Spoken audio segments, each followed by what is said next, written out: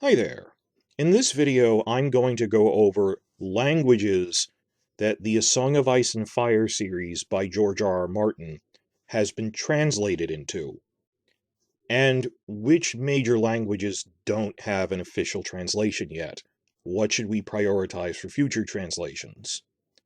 And this doesn't just affect the books, this affects TV adaptations like Game of Thrones or House of the Dragon, because there are some major world languages for entire countries that don't have an official translation yet.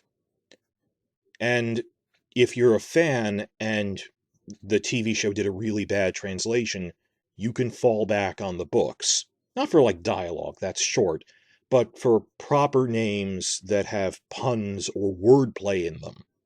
Things like King's Landing, Winterfell. Is there some hidden meaning behind some of these proper names and prophecies?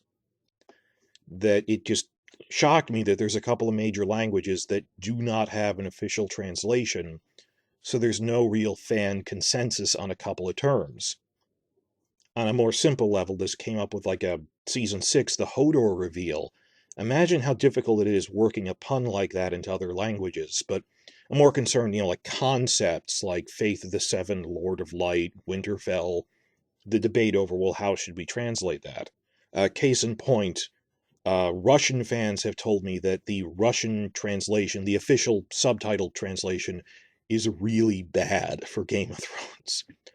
And they can at least fall back on the official book translation, because, a TV translation is just like a couple of hours, versus you hired a real professional linguist to do a better job. They'd be more thorough doing a novel series than someone just slapping fan subs onto something. So you see that they can fall back on a good translation to help it spread, and also just to build up a book fandom somewhere to then have a base for any future TV show. What sparked all this discussion? Well, I was on Twitter the other day, and I was talking to someone who their primary language wasn't English, and I said, "Oh, well, Dance with Dragons, the fifth novel, hasn't been translated for you yet." And they said, "Yeah, it has," and they posted a photo of them holding the fifth book in translation in their hand. And I was really surprised, because what I was using as reference was the wiki article on translations. On Westeros.org, the Wiki of Ice and Fire has an article listing off, these are all the translations. And so it wasn't just, oh, I didn't know, it's just, wait a minute, my reference page said you don't have translations for this yet. And I went and checked, and I looked at the history tab, and the translations article on Wiki of Ice and Fire hadn't been updated in almost a decade. And I was really startled by this. And there used to be a Wikipedia page for this, like there's Wikipedia pages for translations of other book series. It was deleted a couple of years ago, so I couldn't even use that as a reference that much. And either way, no one was just updating it on Wikipedia. Wikipedia is a good source for cross-referencing languages, because, it appears in multiple languages across the world, and people just stumble onto it. But when that shut down, what chance did the Westeros.org's own thing have? So, hadn't been updated since 2011. A lot of these didn't list the fifth novel translations yet. So I spent a whole day going around, Googling, trying to find what are all the new translations since then. So I made this video just to share with you guys everything I found out from that, because it's a full decade that we hadn't updated this. And while I was searching, as it turns out, the last time George R. R. Martin himself remarked on this was in a blog post 4 years ago in January of 2017, where he announced that he had just signed a contract, he had just commissioned a new translation into Azerbaijani, the Turkic language. So, as far as I know, Azerbaijani is the most recent one, but that's according to Martin 4 years ago. Maybe he signed another translation since then and just didn't think to post it in his blog. Now, the other key thing from that is he said that Azerbaijani will be the 47th language that my works have appeared in. So that gives us some basis for this. Also, you run into the question of what constitutes a distinct language, like the difference between European Portuguese and Brazilian Portuguese. Well, the measure I use for that, for purposes of the wiki article I updated, is, does it have a different translator? Did they physically hire a different translator to do it? It counts as a different translation. And even then, there can be multiple Russian translations of something and it's still Russian, but if they don't even have the same translator, that's pretty much a good guide for that. Now, I'm going to run down the list really quickly, and I didn't organize it alphabetically or chronologically by when something was commissioned because it's kind of arbitrary. I tried to group it by language branches, like Romance languages, then Germanic languages, then Slavic languages, then I go on to the Mideast and Asia. This just how my mind works. This made more sense for organizing it in my head. In the article, it's alphabetized. Here, I'm listing it this way.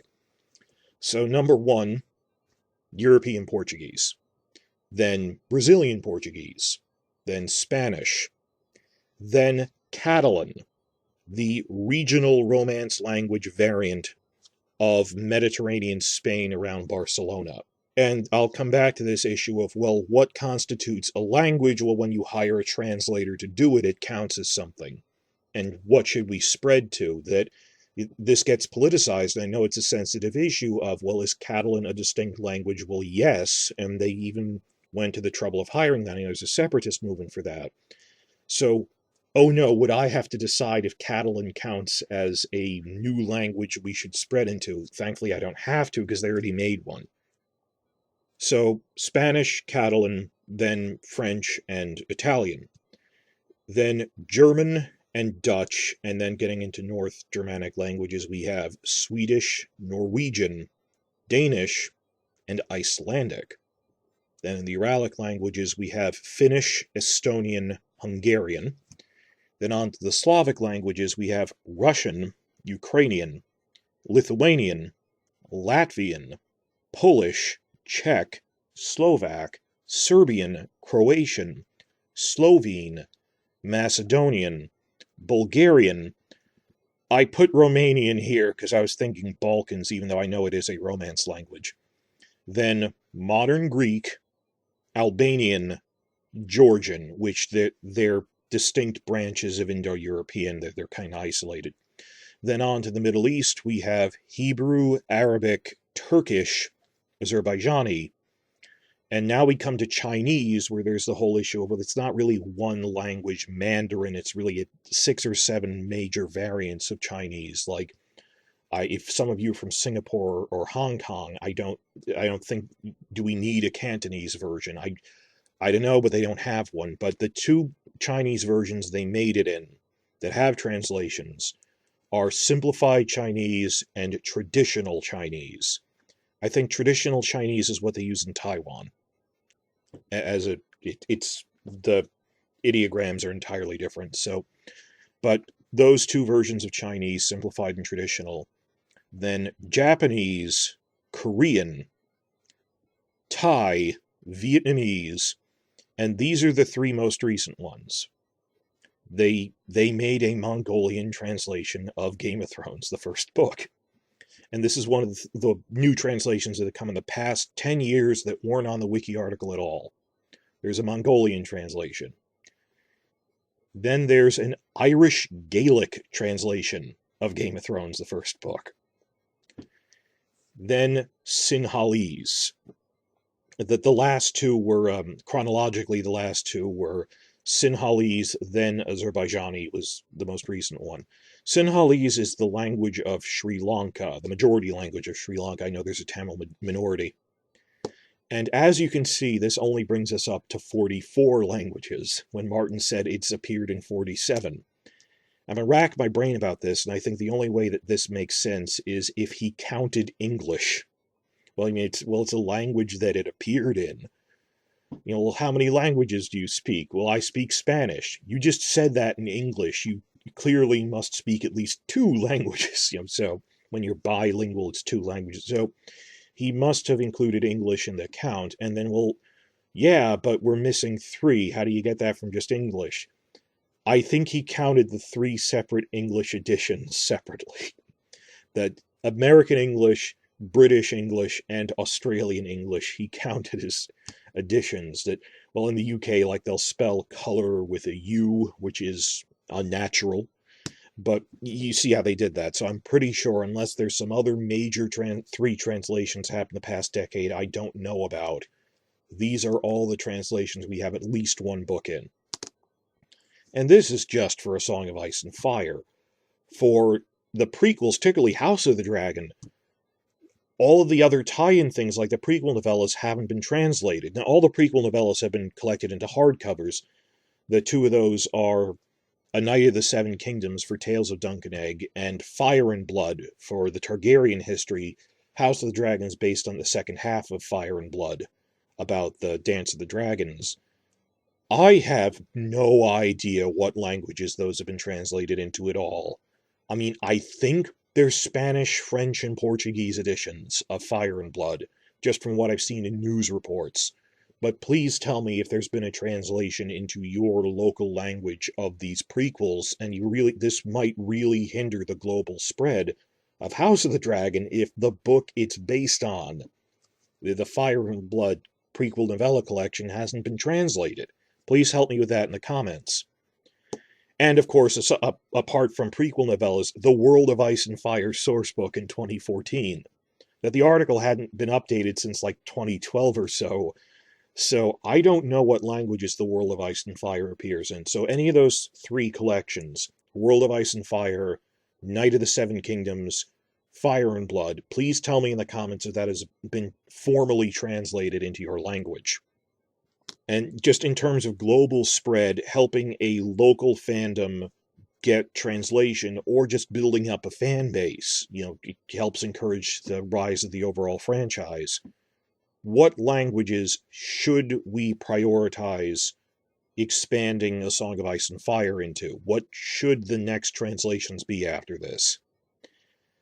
That's a loaded and political and culturally sensitive question. Is it for me to say what is a major language? I will say, like, a national language should probably be prioritized over, like, the Irish Gaelic translation is nice, but I think a Sinhalese translation is more important than that, because, like, Sri Lanka doesn't have a translation before. That, how many people speak only Irish Gaelic? Or, if they did grow up speaking that, don't know English or French or whatever as a secondary language.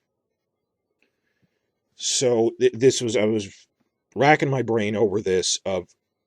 It's a really sensitive question of subnational languages is what I call it. Like, if they hadn't translated Catalan, could I easily write that off as a subnational language? There's some countries that have multiple prominent languages. What if there wasn't, like, a French translation for Canada? And I said, well, Quebec doesn't really need a French translation. They probably know English. That is a very sensitive thing. But then you get to questions of, like, the Yoruba language spoken in parts of Nigeria. Well, do enough people know English that it isn't really necessary? Or, in my own country, the United States, do we have top of the list? I'm talking number one priority. Should the next translation be into Navajo, into a Native American language? If you're a fan who knows Navajo and is willing to spend the time to translate the whole thing into it, I think you should. But in terms of what they're hiring translators for, to prioritize, professional translators, not fan translations. And that's the United States. In terms of the UK, again, does the world need a Welsh translation of A Song of Ice and Fire to the same priority it did a Brazilian Portuguese edition of A Song of Ice and Fire? How many people in Wales don't at least know English? So it's a sensitive question. Who is it for me to decide what's a significant language that should be prioritized? So the point of this video is, I think I came up with a good objective criteria that we can at least compare this to what have other major fantasy novel series already been translated into that A Song of Ice and Fire has not. Okay, I think that's a pretty good criteria. And I picked two big ones. J.R.R. Tolkien's Lord of the Rings and J.K. Rowling's Harry Potter series. I think we can all agree that's a good objective criteria, a good bar to set of, well, has it at least appeared in this major national language in Lord of the Rings? And wow, that country has a translation. Maybe for Lord of the Rings, maybe we should too. Okay? Because there isn't a Welsh translation of Lord of the Rings, but there are translations of Lord of the Rings in other languages that A Song of Ice and Fire has not yet appeared in that are pretty big. Harry Potter has been translated into more languages because it's shorter and less dense. It's a children's book, and I mean, Lord of the Rings with all the fictional languages like Elvish in it, that can be pretty difficult, and it's so dense. The language register, it's historic, versus Harry Potter is just simpler. And the other thing is, again, I'm only counting if the first book, if at least one book has been translated, purely for the purposes of getting a fan base started for the books there, and more importantly, that the fan base there can have an official translation to fall back onto for proper names and wordplay and prophecies. Well, the TV show translation screwed this up, but in the book they say it this way in their official translation. So, and some of these Harry Potter translations have only just started in the past 5 years, so I don't fault them if they haven't finished yet. Just at least one book. Similarly, when I say Lord of the Rings, I include The Hobbit in that, because The Hobbit has appeared in more languages than Lord of the Rings. Like, there have been major Lord of the Rings translations even in the past 20 years since the movies came out. And The Hobbit, I mean, there have been major languages that only just got a Hobbit translation in the past 3 years. That it's still ongoing because there's so many languages. So I'm going to start with languages that both Lord of the Rings and Harry Potter have been translated into. And if it's a major national language, yeah, we should probably prioritize getting A Song of Ice and Fire into that. And then I'm going to list off other languages that only Harry Potter has been translated into, though I don't put as much importance on that, because you'll see it's more local subnational languages beyond the main list of that both of them are in it should be prioritized. So these are languages that both of those major series have translations in.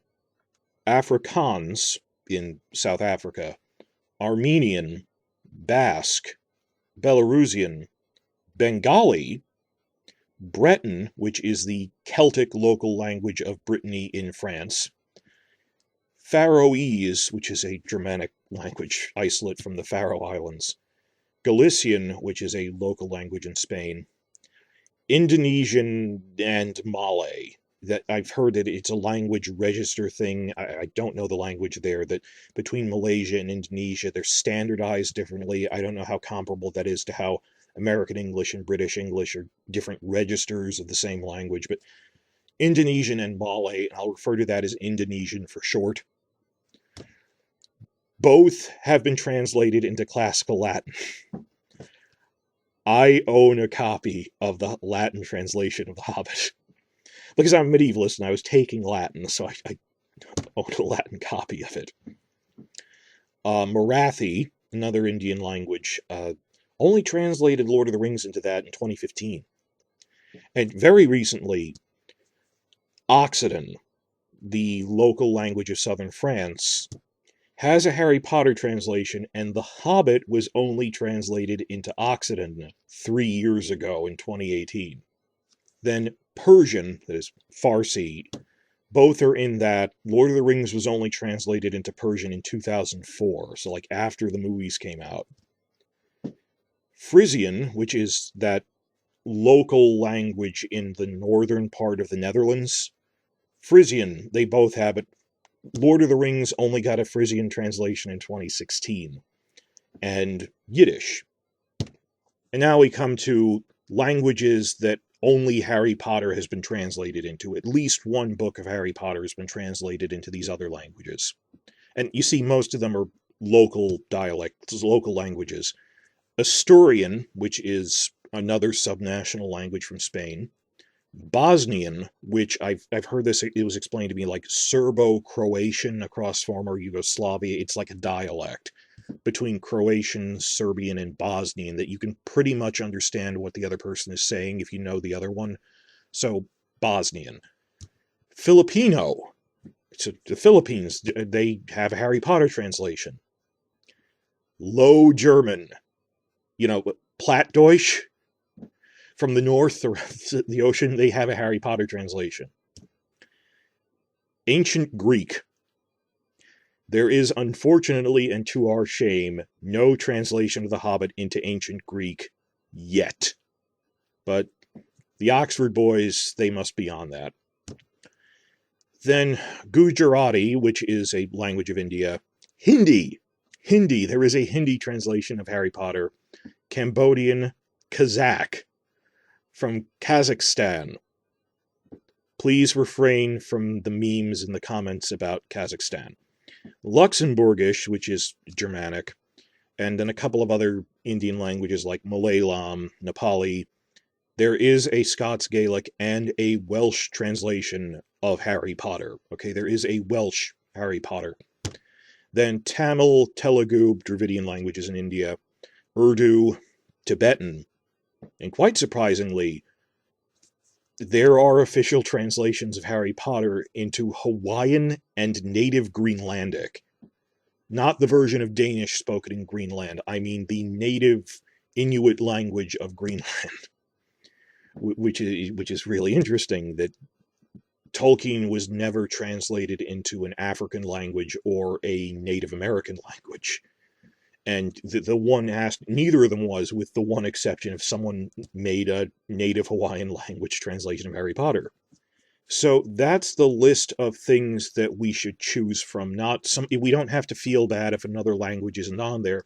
I'm surprised Swahili isn't on there, because that is a regional, multinational language of Eastern Africa. You'd think you would cover more regions than that. But given that neither of those really had anything in Native American or African languages, we probably shouldn't be too worried about it, and we should prioritize languages that are from this list. And thinking on it, I divided these lists we have into 4 broad categories. There's 4 categories we need translations in. There's 4 categories of major languages that Tolkien or Harry Potter had that we don't have yet. First, languages of the Indian subcontinent, such as Hindi. Second, languages of Southeast Asia, such as Indonesian. Third, languages of Central Asia, such as Persian. And fourth, I made this catch-all, subnational or prestige languages, such as Classical Latin, Occitan, and so forth. And I want to get to that first, though, that the subnational languages that we probably shouldn't prioritize, because they're not a major grouping. That I don't think we need Latin and Greek. Afrikaans, I mean, I get some viewers from South Africa in my channel, like, do people that speak Afrikaans, could you understand a translation in Dutch, or do enough people know English there? Because I know English is a prominent second language. We probably don't need a translation in Basque. The Basque country is on the Atlantic coast between France and Spain. It's this total language isolate. No one knows where it comes from. Fun fact, actually. Natalia Tena, who played Asha, is part Basque and speaks fluent Basque. So if ever she's at a convention or you're lucky enough to get an interview, she is nice and does fan interviews. That's like a nerdy question I'd ask her, like, how would you say Game of Thrones or Winter is Coming in the Basque language? Because she knows it. But we don't have a pressing need for a Basque translation relative to Hindi and Indonesian. Going down the list, Belarusian, which some people say it's just a variant of Russian. It's a dialect, but enough people there know Russian anyway. I don't know. Breton, the Brittany language, the Celtic language. Faroese, Asturian, Galician, Occitan, Bosnian, Plattdeutsch. Does the world have a driving need for a Plattdeutsch translation? Shouldn't they be learning standard German or something just on a basic pidgin level? Luxembourgish, Frisian. Please tell me in the comments. I don't know. Do people who know Frisian in the Netherlands not know Dutch? Because I assume they're bilingual. If that's the same as Scots Gaelic and Welsh. We would need a Persian translation before we needed a Welsh translation, I think. And also various indigenous languages. The only maybe that I throw into this grouping, just because it didn't fit anywhere else, is Armenian, which is an Indo-European language, and it doesn't have a translation yet. And I guess this is another win for Azerbaijan in the past couple of years, that Azerbaijan got a translation of A Song of Ice and Fire, and Armenia didn't. And so that's a national level primary language that we have not penetrated into yet. But these are the things I want to rule out, as we don't have a driving need for Welsh and Occitan compared to languages of the Indian subcontinent. I'm talking about priority. That starting with Hindi, but Hindi isn't the only language in India. There's actually 22 major recognized national languages there. Hindi's mostly in the north, the Dravidian languages are in the south. And with the exception of they just started doing it in Sri Lankan, there really hasn't been penetration into those local languages. And a lot of people do speak English there as a second language. Also, I looked this up, that the number of people who at least speak Hindi is well over half in India. Even if you know how to speak one of the other local languages, it's a very multilingual society that you know other languages to get by. That even in Mumbai, I've heard, please tell me in the comments if you're from there, that the region Mumbai is in speaks Marathi, the state it's in. But the actual city, because it's a port city, it's a center of trade for around the world, the city of Mumbai, everyone speaks Hindi. Well, there's this whole thing that the state government doesn't want to admit that everyone speaks Hindi there, so they make all the street signs in Marathi. I'm not really sure, I'm not an expert on this, but from what I've heard. So languages of India like Hindi, Bengali, Marathi, Gujarati, Kannada, Malayalam, Tamil, Telugu, Urdu. For short, let's start with Hindi. And while Lord of the Rings hasn't been translated into Hindi, but Harry Potter has, yet both Harry Potter and Lord of the Rings have translations in Bengali and Marathi. I'm not sure the vagaries of history can be random of how did one get a translation but not another. So Hindi is the biggest one from that grouping. Southeast Asia, we have Indonesian, Malay, Cambodian isn't really that big of a thing, and there are Thai and Vietnamese translations. So the biggest one from that group is Indonesian. Then from Central Asia, languages that hasn't appeared in yet are Persian, Kazakh, and Tibetan, which I don't think we really need a Kazakh translation. And this is where it gets really interesting, actually. I looked this up recently.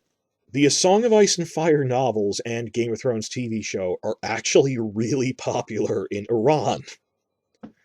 I mean, they were among the top 10 illegal downloaders for Season 8. One of them was Iran. Because even though the government represses spread of the TV show and the books, there's this thriving black market for it. Because, this isn't the way things necessarily need to be. I mean, think of what Iran was like in the 70s. It was an open liberal society. When you think like Margaret Atwood at the beginning of Handmaid's Tale, in her foreword said, think of what happened to Iran. This was a modern society, and that when you think it can happen here, as the saying goes, it wasn't some backwards country. It was as if some religious junta took over anywhere. And this is funny, from back when I knew people in anime fan subtitling circles from the anime fandoms I've been in. back in the 1970s, there was anime was actually really popular in Tehran, and they had like branches of their subtitlers and distributors for the Persian market in Iran. I mean, they're not like there aren't like huge shows like there are now. I'm talking like children's shows, like Speed Racer. But yeah, like kids in Iran in the 1970s were watching Speed Racer. That it's a modern society. They were importing stuff from everywhere, just like anywhere else. I mean, wealthy from all the oil stuff. So they were modernized. They had all this.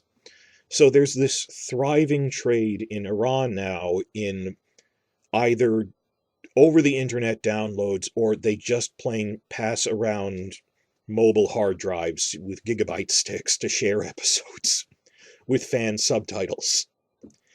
And the big thing is, Iran is not a signatory to most international book copyright treaties. So it is okay in Iran that they don't even stop people from doing this, though, from posting online fan translations of the books into Persian. And the quality varies. That's the problem, that maybe it's not the best translation. We've seen what fan subtitles for Japanese anime you might have seen aren't always the best. So on the one hand, Persian for Iran is a big market, a big national region, but at the moment, they can't make a officially released translation there. Then again, I mean, you can't copyright a language. I mean, you could plausibly make a Persian language official translation for like the Persian American community. I mean, you can't, language has no borders, but in terms of a national market that would be able to get the book, I don't see that happening. So if I had to list, based on the criteria of Lord of the Rings and Harry Potter, the most important translations that after Azerbaijani 4 years ago, what are the most important languages that should get official translations for A Song of Ice and Fire that don't have them already? Top of the list, I would put Hindi, followed by Indonesian. Why did I leave Filipino off this list? That's a would be nice, but a lot of people in the Philippines also know English. I've been told just it's pretty common. So Hindi, Indonesian, maybe Filipino after that. And then you get into the subnational things of, well, maybe we should have a Cantonese translation or sneak in a Persian one anyway. But the top two, Hindi and Indonesian, are probably the most important. And that's just my guess. Remember that blog post I said that Martin made back in January 2017? Someone actually asked about Indian languages in the comments, and he replied, quote, "My books are widely read in India, I am told, but in English, mainly the UK editions, I believe. Hindi is probably the biggest language that Ice and Fire has not yet appeared in." So, not just my opinion, so spake Martin. The biggest translation we need that hasn't come yet is to get A Song of Ice and Fire into Hindi. Because the Indian market is really expanding these days. The show was very popular. I mean, India was one of the top downloaders. Even on social media, was one of the most popular things there. So that would really help. And as I said, this is just for A Song of Ice and Fire itself. Please tell me in the comments if you have or know of translations in other languages for The World of Ice and Fire, Dunk and Egg, and particularly Fire and Blood. Because that's what House of the Dragon is going to be based on. And what if they don't have a direct translation for that? I mean, is there more than one way to some of the dragon names, like Sheep Stealer, like how would you handle translating that? So we are a decade out of date that even the A Song of Ice and Fire one hadn't been updated since like 2012. And we need to get a sense of, well, what languages are these in and where should they spread? And I really hope that sooner rather than later they come out with a Hindi translation for the expanding market there.